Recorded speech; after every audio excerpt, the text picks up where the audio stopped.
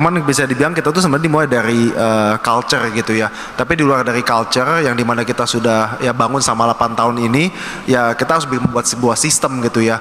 Nomor satu yang paling penting ya cash recon itu ya. Karena kan di Kopi Kenangan tuh 80% non cash, 20% cash kan.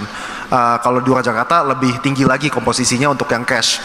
Yang mungkin dicolong itu sebenarnya adalah cash. Karena kalau non cash ya kita melalui EDC ya udah pasti langsung ke bank kita gitu ya. Kita bisa rekon nanti 48 jam kemudian juga nggak apa-apa.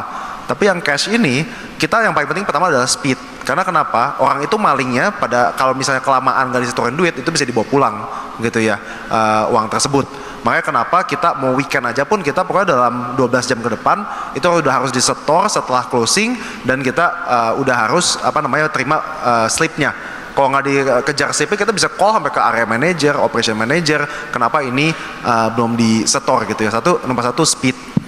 Lalu kedua yang sama pentingnya adalah yang paling sering terjadi juga adalah kalau di Indonesia itu adalah kita punya POS, ada customer order tapi nggak masukin POS, duitnya kita telan. Itu hal yang paling sering terjadi lah di dimsum.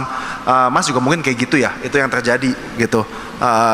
Itu benar-benar cara yang paling sering terjadi lah. Jadi kita ada banyak cara sih untuk melihat hal tersebut. Satu, makanya kenapa banyak orang bilang kalau nggak ada struk berarti gratis, karena harus ada receipt lah untuk semua order. Lalu kedua, kalau pernah ke Kopi Kenangan pasti lihat kan ada stiker di setiap cupnya. Jadi kita tahu kalau misalnya kita melihat ada minuman nggak ada stiker, itu namanya ada orang maling.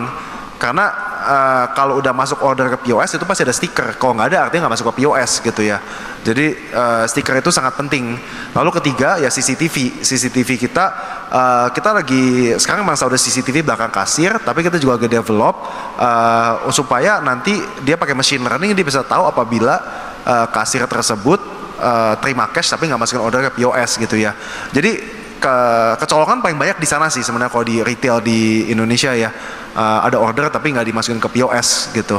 As opposed to misalnya dia ada cash harusnya dia colong, dia bawa pulang. Karena ya itu bisa dikejar langsung ke lapangan polisi juga bisa dikejar ya gitu, karena jelas maling.